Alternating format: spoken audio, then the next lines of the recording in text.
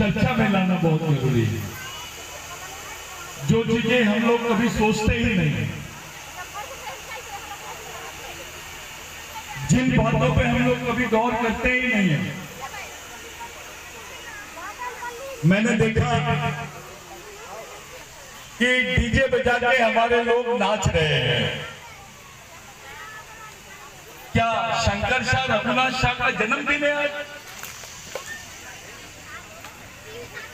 आज के दिन शंकर शाह रघुनाथ शाह को तोप में बांध के उड़ाया गया था।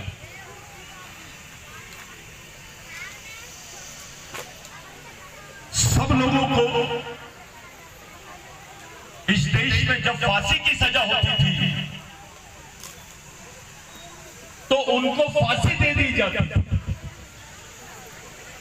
लेकिन जब आदिवासियों को फांसी की सजा होती है तो फांसी के बजाय उनको तोप में बांध के उड़ा दिया जाता है। क्या कारण है भाई? ऐसी क्या बात है कि आपके लोगों को, आपके समाज के राजाओं को, अपने समाज के नेताओं को, अपने समाज के क्रांतिकारी लोगों को तोप में बांध के उड़ा दिया गया? सजा गायबी हुई थी। शंकर शाह रघुनाथ शाह को सजा गायबी हुई थी फांसी की, तो तोप में क्यों उड़ाया गया? कौन बताया गया? तोप में बांध कर क्यों उड़ाया गया?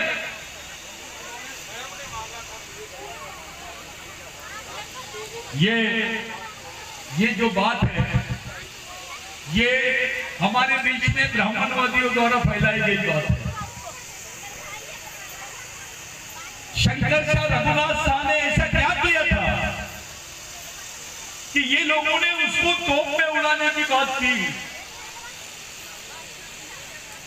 ये बहुत बड़ी बात है, छोटी बात नहीं है, ये मामूली बात नहीं है। ये इतिहास हमारे समाज को मालूम होना चाहिए। शंकर शाह रघुनाथ शाह का जो इतिहास लिखा गया है वो किसी आदिवासी ने नहीं लिखा है, वो मनुवादियों द्वारा लिखा गया।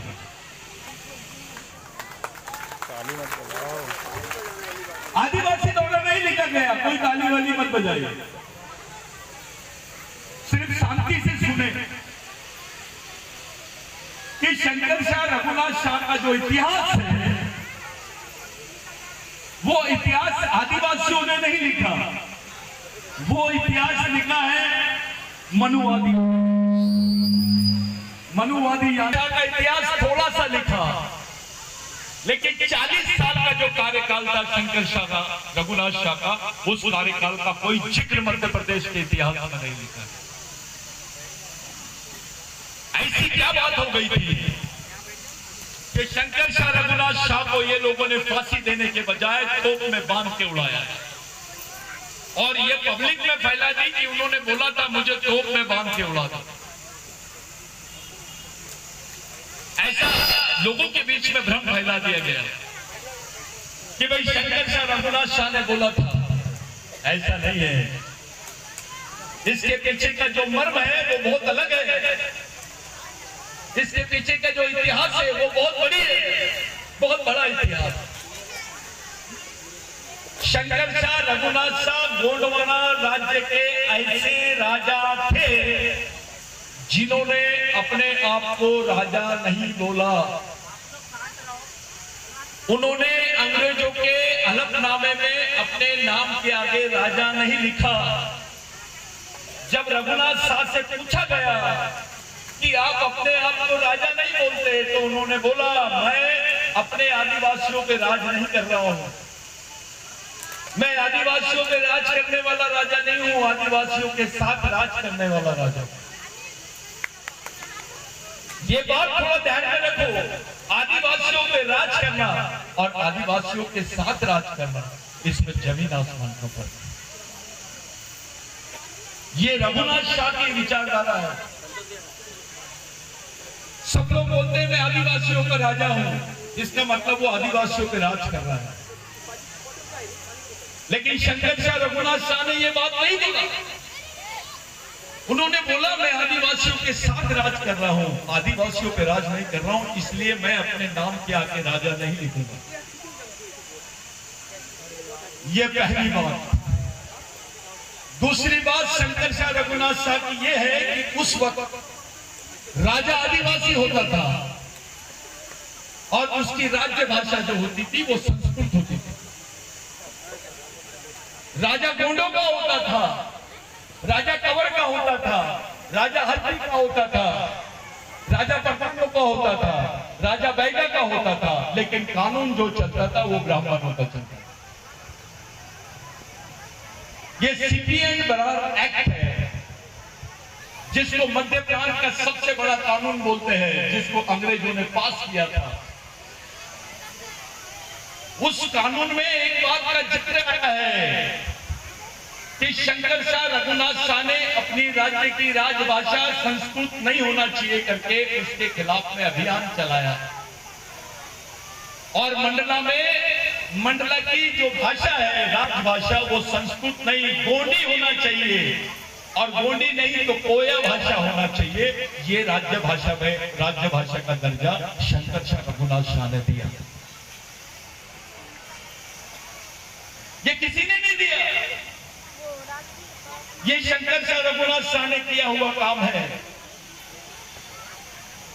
संस्कृत को राज्य भाषा का दर्जा से हटाकर कोया भाषा को राज्य भाषा का दर्जा देना, और लोगों ने उसको बदनाम किए कि ये बोली भाषा है, इसकी कोई लिपि नहीं है करके आपने महाअभियान शंकर शाह रघुनाथ शाह के खिलाफ में यहाँ के मनुवादियों ने महाअभियोग अभियान चलाया, जिसको धर्म के विरुद्ध विद्रोह बोला गया।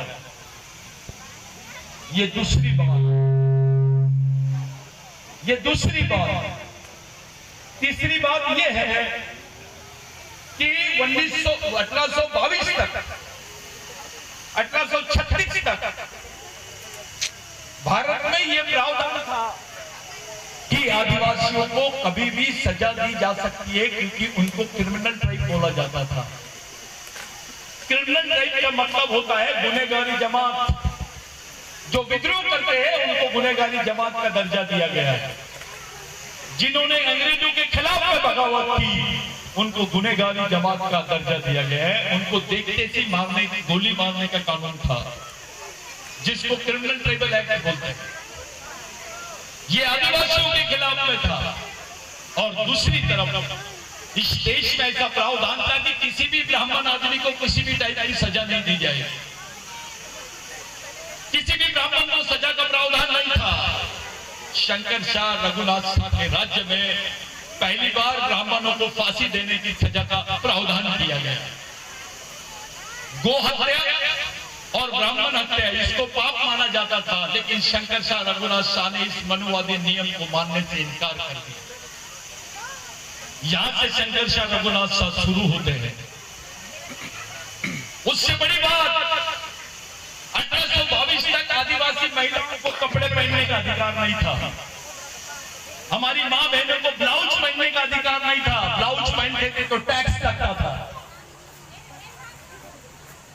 हमारे मां बहनों को ब्लाउज पहनने के लिए टैक्स देना पड़ता था। ये गलत इतिहास बता रहे हैं, अपने लोग बरगलाते हैं।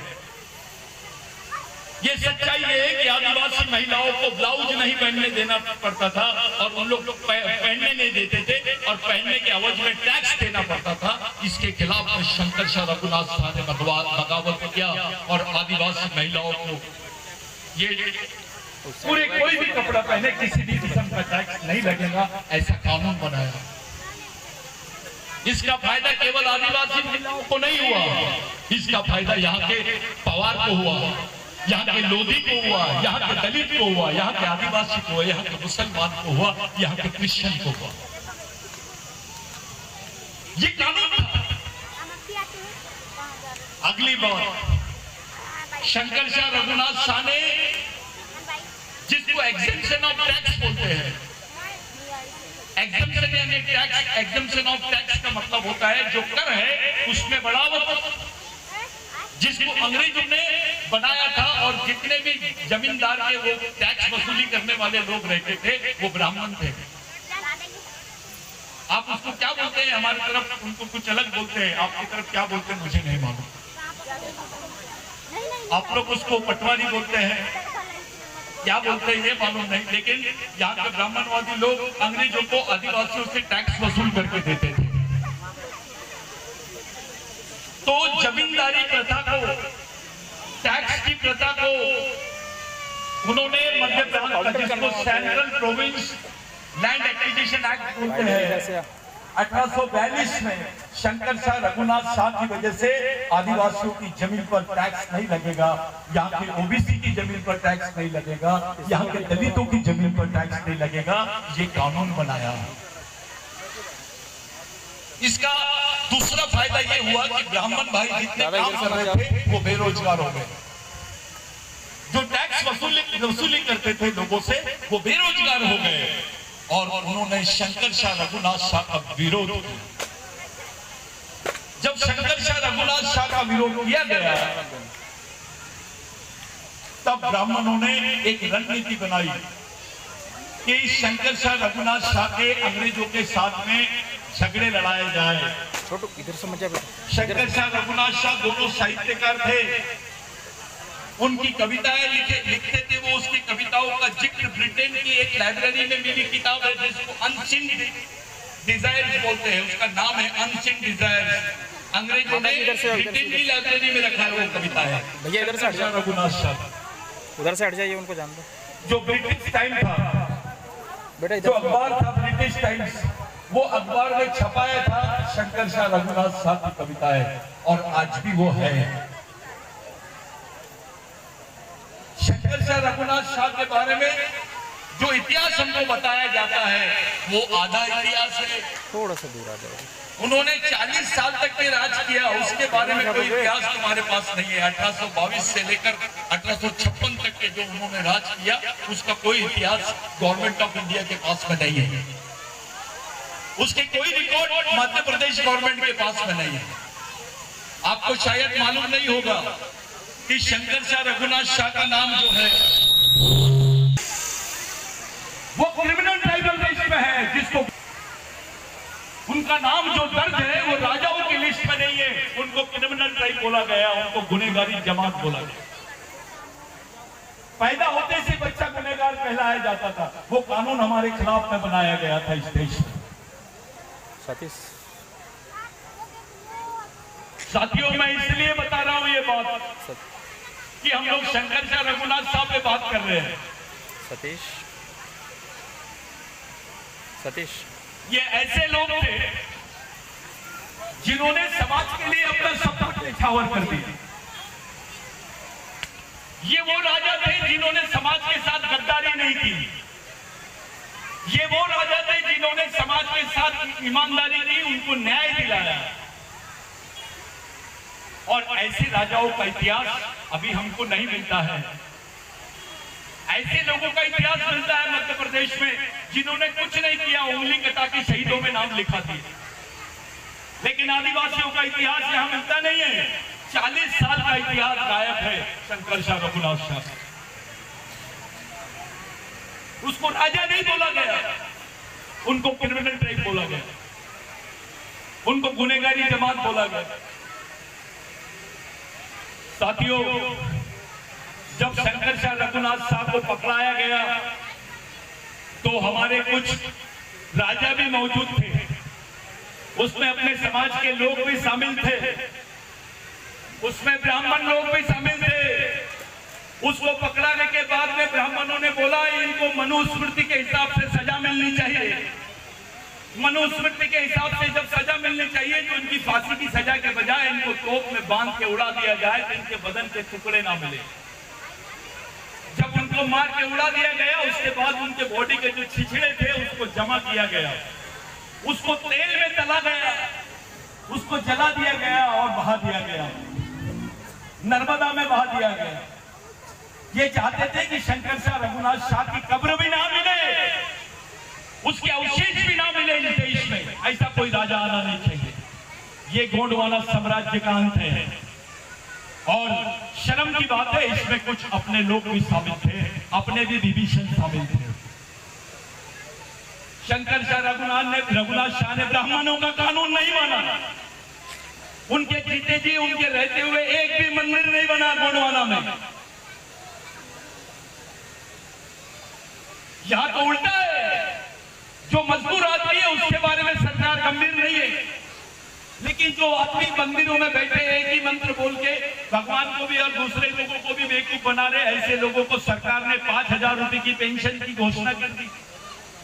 उसके बाद शहर में अगर मंदिर है तो मंदिर में रहने की जगह फ्री और उसको सामाजिक सुरक्षक बोला गया। लेकिन मध्य प्रदेश का मजदूर आदिवासी आदमी दूसरे प्रदेश में जाके काम करता है, 3 महीने की बच्ची को पीठ पे बांधती है औरत और चप्पल घोटे से खोदती है, गड्ढा खोदने का काम करती है, उसके बारे में कोई गवर्नमेंट सोची नहीं। अरे मजदूरों के बारे में, मेहनत करने वालों के बारे में तुम नहीं सोचते हैं और पंडितों के बारे में तुम सोचते हो, उनको संरक्षण दे रहे हैं। गवर्नमेंट किसकी है? हमारा एक भी नेता कुछ नहीं बोलता, हमारा एक भी गांडू नेता कुछ नहीं बोलता इस बारे में। जब तुम्हारे जमीन के बारे में कानून बना, मैं यहाँ उपवा में आया हूं। उपवा में मैं जब आया तो मैं एक जगह गया, जब ये उपवा की माइन से वहां कर मेरे को कुछ लड़कों ने बताया, मेरे को राहुल मला भी लेके गया, कुछ साथी मेरे साथ में आए, मेरे को दिखाया। जब मैंने देखा तो पता चला कि आदिवासियों की जमीन माइंस वालों ने ले ली और 65 साल की लीज ने उसको रिकॉर्ड में ला लिया। वो आदिवासियों को मालूम भी नहीं है उनकी जमीन ली गई है और उनको मालूम नहीं, उनकी जमीन के खाते के ऊपर, उनके जमीन के 7/12 के ऊपर इन्होंने लिख दिया, it is given on lease. 65 साल की लीज में दी गई है। आपकी जमीन आपको बिगर बताए जब दी जाएगी तो कैसा लगेगा? ऐसा कौन सा कानून बनाया गया कि आपको पूछेंगे नहीं और आपकी जमीन ले लेंगे? अभी माइंस की जमीन लिए, कल तुम्हारे घर से तुमको तुम्हारी जमीनों से ये लोग बेदखल करेंगे और बोलेंगे हमने आदिवासियों की जमीन लीज पे ले ली, तब क्या करोगे तुम? तब क्या करोगे? अरे तुम्हारे पास नौकरी नहीं है तो जिंदा रहने का एकमेव साधन है जमीन। आदिवासियों की जल जमीन जंगल जो है उसके जिंदा रहने का अंतिम साधन है। ये सरकार ने पेशा कानून बदल दी, मोदी जी ने पेशा कानून बदल दिया। पेशा कानून में प्रावधान था कि ग्राम सभा के एनओसी के बगैर आप उसकी जमीन नहीं ले सकते, लेकिन वो एनओसी के प्रावधान को इन्होंने चेंज कर दिया, उसको बोल दिया परामर्श, यानी आपके जो अधिकार थे उसको समाप्त कर दिया। उसके बाद में सरकार ने एक बिल लाई। अभी जब हम लोग मणिपुर के बारे में चिल्ला रहे थे, जब मणिपुर की घटना के लिए पूरे आदिवासी देश भर में विरोध कर रहे थे, तब ये सरकार ने एक बिल पास कर दी जिसका नाम है फॉरेस्ट कंजर्वेशन एक्ट 2023। इस बिल में प्रावधान किया गया कि जो दावे करने वाली जमीनें हैं आदिवासियों की वन अधिकार के अंतर्गत, वो जमीनों को लीज पे दे देंगे हम प्राइवेट सेक्टर में। ये बिल के बारे में किसी को नहीं मालूम, कोई आदिवासी नेता इसके ऊपर बोलने के लिए तैयार नहीं है। हमारा नेता पार्लियामेंट में जाकर सोता है, विधानसभा में जाकर सोता है। जब आदिवासियों के बच्चों के भविष्य का सौदा होगा तब कोई चुप थे, किसी ने कुछ नहीं बोला। प्रावधान किया गया कि आदिवासी की जमीन को लीज में ले जाएगी। उसके बाद एक प्रावधान और किया गया कि जिस जगह पर आदिवासियों की जमीनें और जंगल है वो क्षेत्रों में पुलिस स्टेशन हटा दिए जाएंगे, वहां पैरामिलिट्री फोर्सेस के चौकियां लगाई जाएगी, वहां मिलिट्री की चौकियां लगाई जाएगी। जब पुलिस रहती है तो कानून का राज माना जाता है। पुलिस एफआईआर दर्ज करती है, आप पुलिस में कंप्लेंट करते हो, लेकिन अब पुलिस थाने की जगह समाज क्षेत्रों में चौकियां लगाएंगे, सेना लगाएंगे। सेना जब सेना रहेगी तो आप कंप्लेंट किसको दोगे? सेना का काम है सिर्फ गोली मारना। 370 इन्होंने कश्मीर को खाली कराया और 371 और 372 आदिवासियों की 5वीं अनुसूची और 6वीं अनुसूची के क्षेत्र है। इन पे नजर है, मोदी सरकार की नजर है, आरएसएस की नजर है। ये आदिवासियों की जमीन को देख रहे हैं। तुम्हारी जमीन पे नजर है। अब सैटेलाइट सर्वे भी हो गया है, बहुत जल्दी यहाँ के आदिवासियों की जमीनों पर बहुत बड़ा संकट आने वाला है। हमारे नेता कुछ नहीं बोलते, उनको कोई लेना देना नहीं है। कोई पूंजीपति आता है, पैसे दे देता है, ले लेता है और विधानसभा में मुक्के जानवर जैसे चुपचाप बैठते हैं, लोकसभा में चुपचाप बैठते हैं।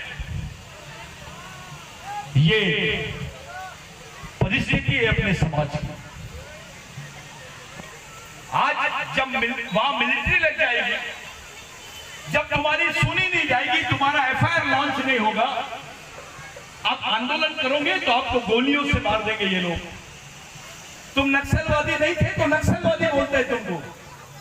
आदिवासियों की 13 साल की लड़की जिसका पीरियड नहीं आता, वो लड़की को भी नक्सलवादी का दर्जा दिया गया। जो बच्चे की उम्र किताबें लेकर स्कूल जाने की है, उनके हाथ में बंदूक थमा दी गई है। अपना कोई आदमी इस पर बात नहीं करता है। कुछ लोग नपुंसक विचारों के बहुत बड़े शिकार हो गए हैं। ये गोंड है, ये प्रधान है, ये बैगा है, ये हल्बी है, ये नगारची है, ये नपुंसक विचारधारा है। शंकर शाह रघुनाथ शाह में शंकर शाह की जो मां है वो बैगा थी, रघुनाथ शाह की जो पत्नी है वो प्रधान थी। अपने को मालूम है शंकर शाह रघुनाथ शाह को मार के उड़ा दिए, लेकिन उसकी पत्नी जिंदा होंगी, उसके वंश के लोग कहां है? इस पर आदिवासी समाज कुछ बोलता क्यों नहीं है? क्या हुआ उसके परिवार का? वो तो मर गए, शंकर शाह रघुनाथ शाह मर गए, लेकिन उनकी बीवी थी, उनका बाकी परिवार था, वो कहां है? कौन सी अवस्था में है?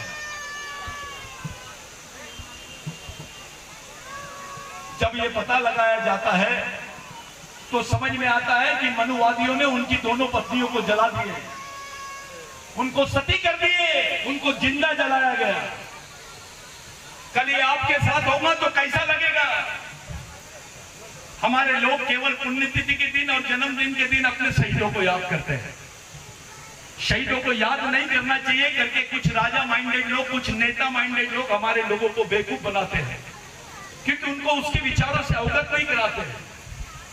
साथियों, संविधान में जो भी प्रावधान है तुमको, वो धर्म और जाति के नाम पर नहीं है, वो समाज के नाम पर है। जो अधिकार है तुम्हारे, वो समाज के नाम पर है। आरक्षण का अधिकार, स्वरक्षण का अधिकार, जंगल का अधिकार, जमीन का अधिकार, ये समाज के नाम पर है। अगर ये समाज ही जिंदा नहीं रहेगा तो तुम कैसे जिंदा रहोगे मेरे भाइयों? ये शंकर शाह रघुनाथ शाह तुम्हारे लिए फांसी के तख्ते पे गए, तोप पे चढ़ गए, उड़ा दिए। तुम्हारे बच्चे को बोला मेरे लिए थोड़ी सजा ले ले बेटा, अपने भाई को बोलो मेरे बदले की सजा ले ले, मेरे बदले फांसी पे चढ़ जा। हो सकता है क्या गरज थी उनको लड़ने के लिए? क्या गरज थी उनको इस बात के लिए कुर्बान होने की? क्योंकि उनकी नजर के सामने समाज था, जात नहीं थी। ये गांडूगिरी है, जात की सोच। मैं ये जात का हूं, मैं वो जात का हूं। तेरी संस्कृति एक, तेरा डीएनए एक, तेरी सभ्यता एक, तो समाज भी एक होना चाहिए। ये समाज को तोड़ते हैं सड़े से पॉलिटिक्स के लिए। किसी को विधायक बनना है, किसी को जिला परिषद सदस्य बनना है, किसी को सांसद बनना है, तो समाज को तोड़ दो। ये प्रैक्टिस है, ये तोड़ने की प्रैक्टिस से बचो। अपने आप को बचाओ, अपने बाल बच्चों को बचाओ। हमारा आदिवासी आदमी, आधे से ज्यादा आदिवासी लोग गड्ढा खोदने का काम करते हैं। आप जाइए, मंडला का आदमी, बैयर का आदमी, बालाघाट का आदमी पूरे देश में गड्ढा खोदने के लिए जाते हैं, मजदूरी करने के लिए जाते हैं। आपको मालूम है यहाँ के उच्च वर्णीय नेता क्या बोलते हैं? ये आदिवासी समाज नहीं है, ये मजदूरों की मंडी है, ये आदिवासियों का भाव लगा दो, लेके जाते हैं। हमारी माँ बहनों से काम कराते हैं, उनको पेमेंट नहीं देते, बदले में उसको बोलते हैं सो, उसका शारीरिक शोषण करते हैं। ये हालत है हमारे समाज की। अरे खुलेआम हमारे आदमी के ऊपर एक ब्राह्मण आदमी मुंह देता है, पेशाब करता है, हमारा एक भी नेता खड़े होके खुलेआम बहुत बात नहीं करता है। क्या बात है भैया? मुख्यमंत्री जी जाते हैं, उसको नहलाते हैं, उसको शॉल पहनाते हैं, कुछ पैसे दे देते हैं और बोलते हैं बेटा ज्यादा चुपचाप रहे, निकल। और वो आदमी जो पेशाब करता है उसके ऊपर एट्रोसिटी भी दाखिल नहीं होती है। आज तुम्हारे भाई पे पेशाब किया, कल तुम्हारी बहन पे करेगा तो क्या करोगे? नेता किसको बोलते हैं यार? समाज का नेता किसको बोलते हैं? ऐसे लोग जो डरते हैं, जिनमें गांडूगिरी है, वो तुम्हारे समाज का नेतृत्व नहीं कर सकते। तुम पार्टी पे भरोसा मत करो, तुम नेता पे भरोसा मत करो, अपनी सामाजिक ताकत पे भरोसा करो, ये इनके विचारों पे भरोसा करो। मधु भगत जी है, आप बुरा मत मानना, आप अपनी पार्टी के लिए बहुत मेहनत करते हैं, लेकिन मैं डिसीजन में आ गया कि भैया पार्टी की बात है, पार्टी को तो कोई भी बचा लेगा, मेरे आदिवासी समाज को कौन बचाएगा? पहले तय करो, पार्टी पहले की नेता, समाज पहले की पार्टी, समाज बड़ा की नेता। तो ये याद रखो, हमारे लोगों के बीच में क्या हो रहा है आदिवासियों के साथ देश में? कौन सी समाज की लड़की को नंगा करके घुमाया जाता है सड़क पर? कौन सी समाज की लड़की को घुमाया जाता है? खुलेआम उसका वीडियो दिखाया जाता है। वो 6वीं अनुसूची के आदिवासी है, जिनकी जमीन पर कब्जा कर लिया गया है। सरकार ने सुप्रीम कोर्ट में एफिडेविट दी कि 400 मशीन गन लूट ली गई, 6 लाख गोलियां लूट ली गई, मिलिट्री वालों से लूटा गया। कोई आम आदमी लूटता है क्या मिलिट्री वाले से? वो तो बंदूक मार देगा, गोली मार देगा। ऐसा नहीं हुआ। 6 लाख गोलियां, 400 मशीन गन आदिवासियों को मारने के लिए दी गई। उनकी जमीनों से उनको भगाया गया, उनके घरों को आग लगा दिया गया।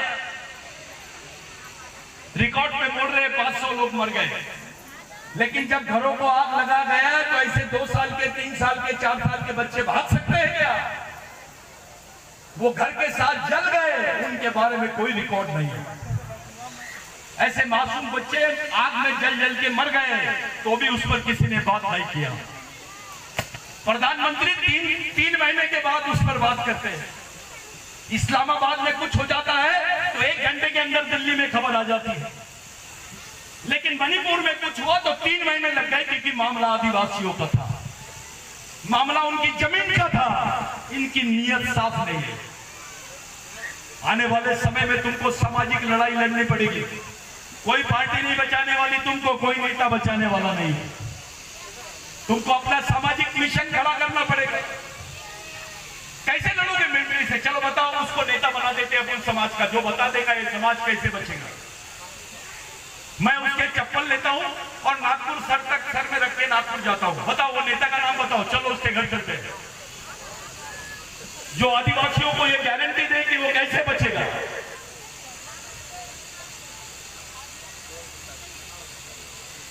आज बहुत अच्छी हालत है तुम्हारी, हमारी मां बहनों के बदन पे कपड़े हैं। इन लोगों ने बोल दिया कि आदिवासी महिलाओं को तो नंगा करके घुमाते हैं। ये हमारी बहनें जब सड़क पे से जाती होगी तो दूसरे लोग क्या बोलते होंगे? थोड़ा सोचो, क्या बोलते होंगे? भाई वो आदिवासी महिला है, इनको तो नंगा घुमाते हैं। क्या बात है भाई? तुम्हारे किसी नेता ने बड़ी प्रतिक्रिया नहीं दिया, कोई खुल के नहीं बोला, सब पार्टी के दबाव में, नेताओं के दबाव में चुप। ये कैसे नेता है रे बाबा? ये नेता का गांडू ज्यादा दिख रहा है। ये क्या लाइन है? अरे जो 6वीं अनुसूची में हो सकता है मणिपुर में, अगर वो बालाघाट में हो गया तो क्या करोगे तुम? बैयर में हो गए तो क्या करोगे? मंडला में हो गए तो क्या करोगे? सिवनी में हो गए तो क्या करोगे? अरे सिवनी में 2 आदिवासियों के पास में गाय का मटन मिल गया 4-4 किलो। तो वो गाय का मटन खारे करके उनको मार दिया गया। बजरंग दल के लोगों ने उनको मार दिया, वो मर गए। 2 आदिवासी मर गए, घायल। कोई चर्चा नहीं हुई इस पर। क्या है तो गौ हत्या की है। बिरसा मुंडा ने बोला है अगर गाय हमारी माता है तो भैंस का दूध किधर जाता है। बिरसा मुंडा बोलता है वे गाय हमारी माँ है तो भैंस बड़ी माँ है। फिर गाय की पूजा क्यों करते, भैंस की क्यों नहीं करते? क्योंकि वो काली है, माँ तो माँ है। बिरसा मुंडा बोलता है क्या अपनी माँ के दूध का सौदा करता है, अपनी माँ के बिजनेस करते हैं दूध का। ये हमको गौ हत्या समझाएंगे, गौ सुरक्षा बताएंगे। आदिवासियों को कोई समझाने की जरूरत नहीं है। आदिवासी तो एक झाड़ की भी इज्जत करता है,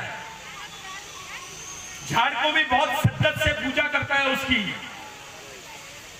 मड़ा यानी झाड़, मड़ावी झाड़, पेन्ना मैंने पत्ती यानी सुअर। बिरसा मुंडा के समय बहुत तूफान आ रहा था।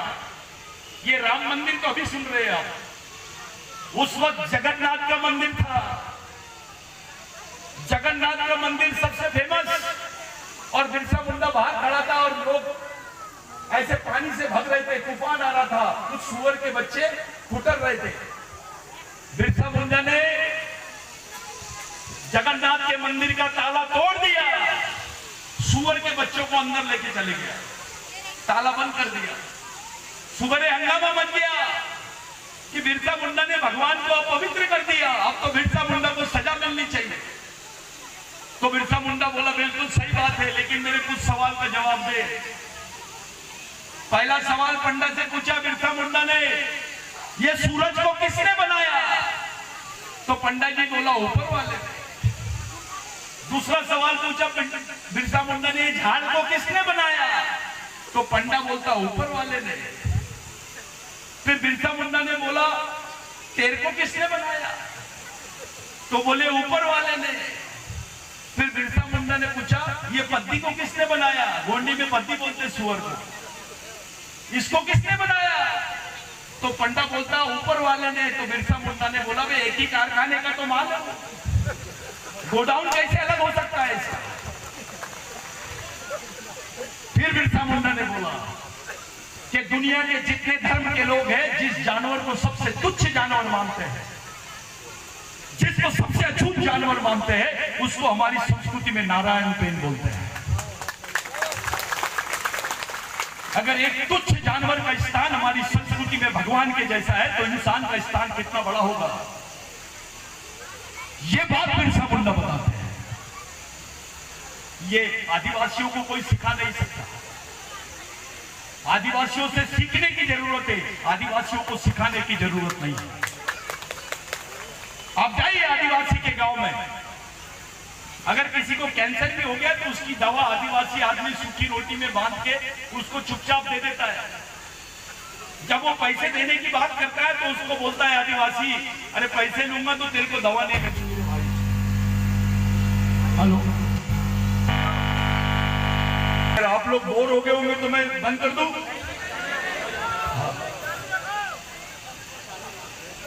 तो बिरसा मुंडा ने ये बात पंडित जी को बताया। अभी कोई भी आदिवासी गांव में जाओ, कोई बीमारी का इलाज भी करेगा, आदिवासी आदमी बोलता है पैसे लूंगा तो तेरे को दवाई नहीं लगेगी।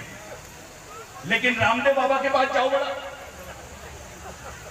आदिवासियों से एक रुपए का वो आंवला लेता है और 100 रुपए में बेचता है। वो राष्ट्रीय संकट, वो राष्ट्रीय संकट। और आदिवासी को बताते हैं मंगलवार के दिन देवी का दिन है, बुधवार के दिन फलाने भगवान का, गुरुवार को ये बाबा का, शनिवार शुक्रवार को देवी का, शनिवार को हनुमान जी का और इतवार को भी किसी भगवान का। फिर हमारी माँ बहनें उपवास करती है, उपवास करती है अपने बच्चों के लिए, अपने इसके लिए उपवास कर लेती है। ऐसा नहीं है। इसका मतलब यह है कि यहाँ का जो पंडित है वो भगवान से फोन पे बात करता होगा। बिरसा मुंडा ने क्या बोला, अगर उपवास करना है तो अपने बाल बच्चों के लिए करो, अपने अधिकारों के लिए करो। बिरसा मुंडा ने बोला मैं ऐसे भगवान को नहीं मानता हूं जो ब्राह्मणों की मानता है, मैं ऐसे भगवान को ब्राह्मणों के घर का कुत्ता मानता हूं। ये बात बिरसा मुंडा ने 19 साल की उम्र में बोला है। शंकर शाह रघुनाथ शाह को, रघुनाथ शाह का जब पद ग्रहण कर रहे थे, राजा बना रहे थे, तो रघुनाथ शाह के पास कुछ ब्राह्मण गए और बोले कि हम तुम्हारा राज्याभिषेक करेंगे। तो रघुनाथ शाह ने बोला मैं आदिवासी हूं, मेरा राज्याभिषेक मेरी कौम के लोग करेंगे, क्योंकि मेरी संस्कृति तुमसे बहुत पुरानी है। आपका धर्म तो 3000 साल पुराना है, मेरी संस्कृति तो 20,000 साल पुरानी है। साथियों, मैं बोल रहा हूं पूरे देश में कि भगवान पैदा नहीं हुआ था भारत में, तब से आदिवासी रहता है। भगवान पैदा नहीं हुआ था तब से आदिवासी रहता है, इसलिए वो मूल मालिक है। ये बात आपको ध्यान में रखना है।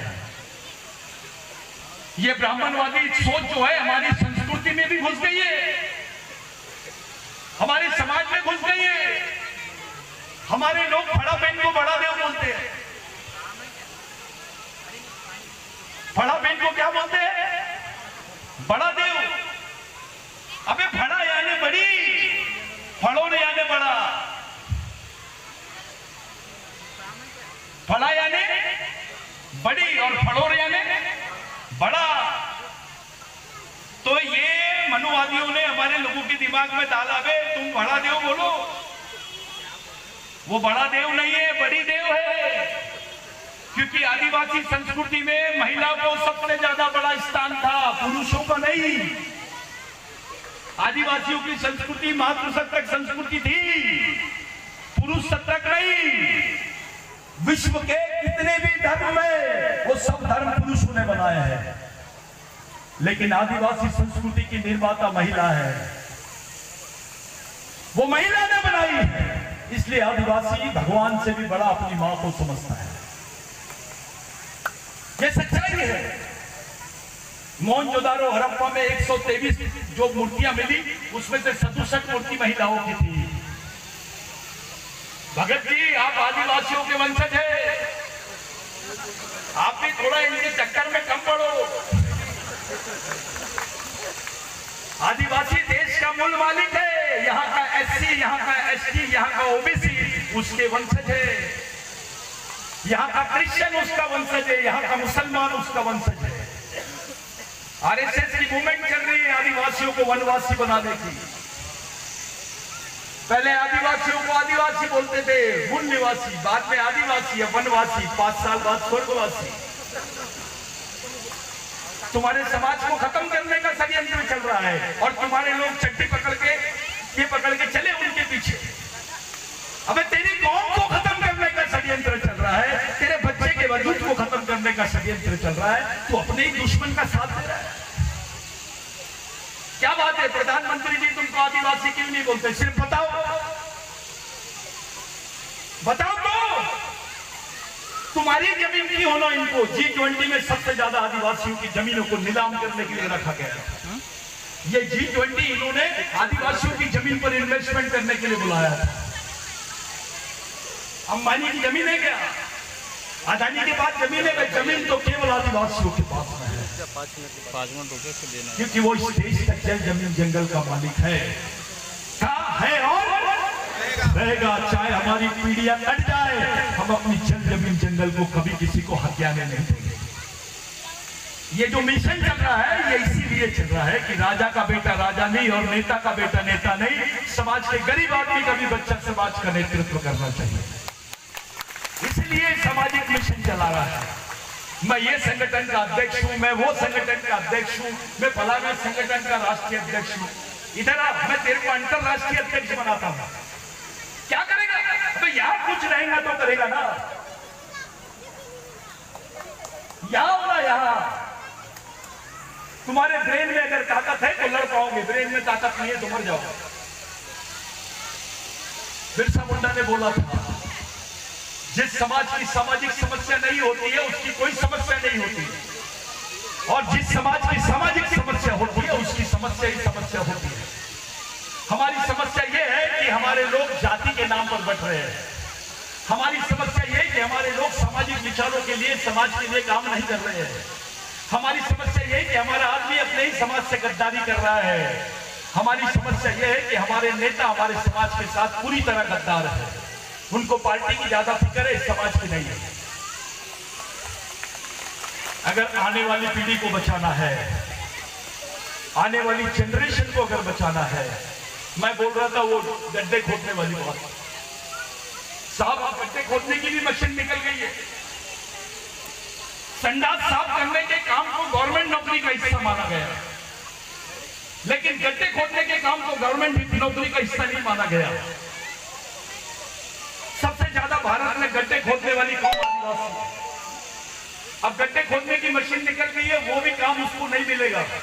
आप लोग बताइए मैडम, वो जिंदा कैसे रहेंगे? उनको ये काम भी नहीं मिलेगा। एक बोरा लेके आए, लड़की को डाल दो उसमें, काउंटर करो उनको। और उसकी माँ नहीं मानी तो माँ को भी डाल दो। बाप है तो दोनों माँ बाप बेटे को डाल दो, और जो जो बच्चे यहाँ चिल्ला रहे हैं उनको सबको बोरे में डालो और लेके चलो। तो ऐसे समय जब उनके पास काम नहीं रहेगा, कैसे करोगे आप?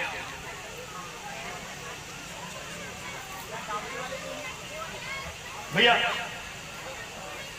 थोड़ा 2 मिनट। एक प्रोजेक्ट बनाया गया है, ये आखिरी बात रख रहा हूं क्योंकि मेरे को भरना है नागपुर। एक प्रोजेक्ट बनाया गया है इस देश में। जितने बुजुर्ग हैं, मेरे बाप की उम्र के हैं, मेरी बहन है, मेरी माँ है, सब लोगों को साथ में बता रहा हूं, इस देश में ऐसा प्रोजेक्ट कभी नहीं बना जिसमें 24 लाख हेक्टेयर जमीन आदिवासियों की छीन ली गई। 2 करोड़ आदिवासी उसमें बर्बाद हो जाएंगे।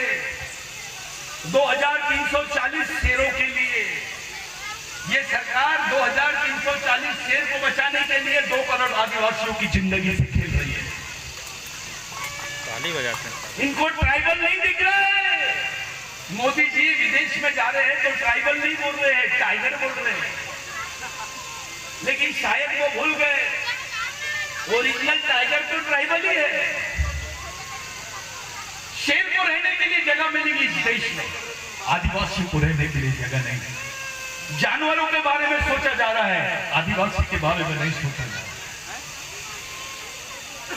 और जो इन्होंने रास्ता बनाया है, इसको राम पदगमन बोले, यानी राम जी वहां से गए थे। क्या आइडिया है इनकी? इनको पूरा मालूम हो गया कि राम जी के वहां पंजे मिले। ये सर्वे कर लिए इन्होंने कि राम जी वहां गए थे।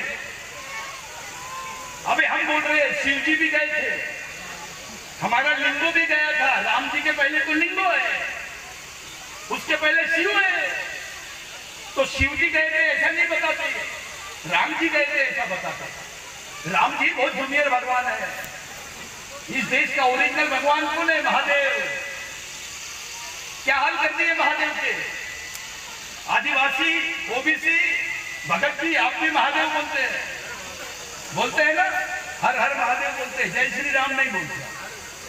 तो ओरिजिनल बात, हर हर महादेव यानी इस देश का सबसे सर्वमान्य भगवान, वो कृषि संस्कृति का प्रतीक है जिसका उल्लेख वेदों में भी नहीं है। वो भगवान को क्या बना दिए? ब्रह्मा, विष्णु, महेश, तीसरे नंबर का भगवान बना है, पहले नंबर को भगवान को। अब इन्होंने महादेव को नहीं छोड़े तो तुम कौन सी खेत की मूली है? जो विचारधारा ने महादेव को नहीं बख्शी वो तुमको कैसे बख्शे? इनको गाय की चिंता है। गाय मर गई तो 2 लाख, आदिवासी बच्चा मरता है तो 35,000। तुम्हारी जान की कीमत, तुम्हारे बच्चों की जान की कीमत 35,000 है। एक का बकरा भी 1 लाख का बिकता है, तो भी हमारे नेता कुछ नहीं देते। मेरे भाइयों, जिन शहीदों को हम लोग याद कर रहे हैं, जो लोगों को हम लोग याद कर रहे हैं, ओरिजिनल भगवान यही है आपके, डुप्लीकेट भगवान नहीं है। इन्होंने शंकर शाह, रघुनाथ शाह की वजह से जो सीपीएन बना, टेनेंसी एक्ट बनाया। इनकी मौत के बाद में आपको भूमि अधिकार मिले, यहाँ के पवार को अधिकार मिले, लोधी को मिले, दलितों को मिले, आदिवासियों को मिले। आप जमीन के मालिक बने। आपके 7/12 में 1864 के बाद का 7/12 आप देख लो, आप मालिक नहीं थे, आपको जमीन शंकर शाह रघुनाथ शाह की वजह से मिली है। अगर ये मरते नहीं तो गवर्नमेंट आपको जमीन नहीं देती। जो ब्रिटिश गवर्नमेंट है वो लॉ पास नहीं करती, वो कानून पास नहीं करती, जिसको सीपीएन बरार टेनेंसी एक्ट बोलते हैं। जैसे छोटा नागपुर टेनेंसी एक्ट बना है, वैसे सीपीएन बरार टेनेंसी एक्ट बना है। 1962 में मध्य प्रदेश नागपुर से अलग हुआ है। पहले नागपुर भी मध्य प्रदेश में आता था। आप लोग, मैं, हम तमाम आदिवासी भाई, हम मरने की कतार में हैं। हमसे जमीन छीन लिए, हमारे क्षेत्रों में मिलिट्री लगा रहे, हमारी माँ बहनों को नंगा घुमा रहे हैं, हमारे लोगों को सरेआम मार रहे हैं। अगर जो मणिपुर में हुआ,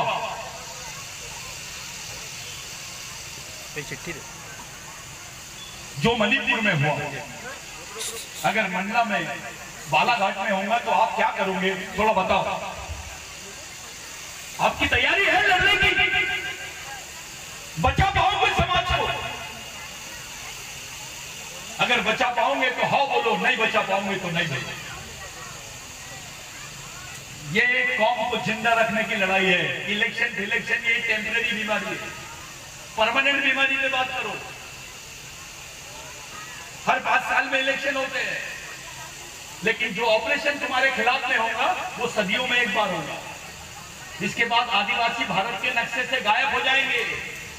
हिंदू राष्ट्र का मतलब है आदिवासी मुक्त भारत, बगैर आदिवासी के भारत। गोंडवाना भारत की बात नहीं कर रहे, हिंदू भारत की बात कर रहे हैं। वाह! अबे आदिवासी आदमी तो भैया शंकर भगवान को नहीं, उसकी मां को मानता है। शंकर भगवान भी हमारे पैसा पेन को मानता है। हमारी टीम का आदमी हमारे कारखाने का माल है। वो शंकर भगवान के सर पे पानी है, उसके हाथ में त्रिशूल है, सामने नंदी है। खेती के लिए नंदी लगता है, पानी लगता है, जोतने के लिए त्रिशूल लगता है। ये कृषि संस्कृति का प्रतीक है। दुनिया में जो कृषि पैदा हुई, अनाज पैदा हुआ, इसका जो निजात करी वो आदिवासी महिला ने करी है। इसलिए भारत माता कोई काल्पनिक नहीं, आदिवासी महिला ही वास्तविक भारत माता है। और भारत माता को नंगा घुमा रहे हैं ये लोग। जो इस देश की ओरिजिनल मालिक है उनको नंगा घुमाया जा रहा है, और हमारे गांडू नेता चुपचाप बैठे हैं, कुछ नहीं बोल रहे हैं। अगर किससे डर रहा है? अगर तू आदिवासी नहीं होता तो तेरे को चेयर मिलती क्या? तू डॉक्टर बनता क्या? तू इंजीनियर बनता, तू विधायक बनता, तू मंत्री बनता? अगर आदिवासी नहीं होता तो तेरी पार्टी में तेरी इज्जत इसलिए है क्योंकि तू आदिवासी है। जिस दिन तेरे कोटे की सीट खत्म हो जाएंगे उस दिन लात मार के भगा देंगे। हम लोग पार्टी बनाते हैं अपनी, पार्टी आदिवासियों की, आरएसएस वाले उसकी टिकट देते हैं। ये हाल बना दिए हम लोगों ने अपने। मैं आप लोगों के बीच में किसी दिन और आऊंगा। यहाँ हमारे बुजुर्ग लोग हैं, पूरे भाई लोग हैं, नेता लोग हैं। भगत जी कुछ बात होगी तो माफ करना। हमारे दादा लोग हैं, मेरे पिता तो नहीं कर सकता, दारू पी के जो आदमी है वो भी कुछ नहीं कर सकता। तो थोड़ा मर्द बनने की कोशिश करो। मर्द होश में रहता है और जोश में भी रहता है। जो मर्द है वो होश में भी रहता है और जोश में भी रहता है। आप लोग समझदार हैं। किसी समय हम लोग फिर से मिलेंगे।